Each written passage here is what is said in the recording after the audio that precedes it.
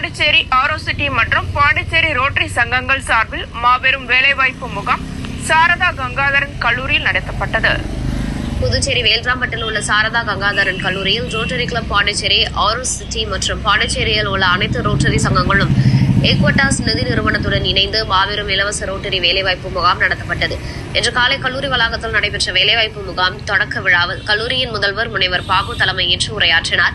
இந்திய தொழில் கூட்டமைப்பினுடைய புதுச்சேரி தலைவர் ரோட்டரியன் சண்முகநாதன் சிறப்பு விருந்தினராக கலந்து கொண்டார். ரோட்டரி மாவட்டம் 2981 ஆளுநர் தேர்வு ரொட்டேரியன் வைத்தியநாதன் தலைமை விருந்தினராக கலந்து கொண்டு சிறப்புரையாற்றினார்.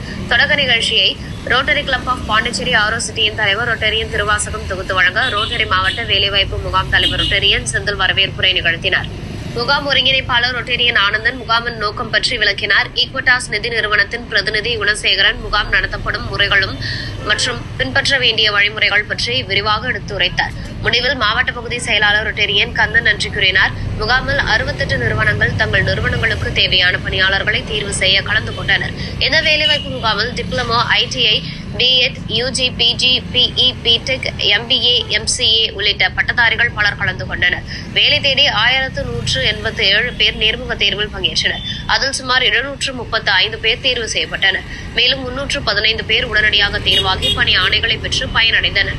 நிகழ்வில் புதுச்சேரியை சேர்ந்த அனைத்து துறை ஆளுநர்களும் அனைத்து ரோட்டரி சங்க தலைவர்கள் மற்றும் நிர்வாகிகள் கலந்து கொண்டனர்.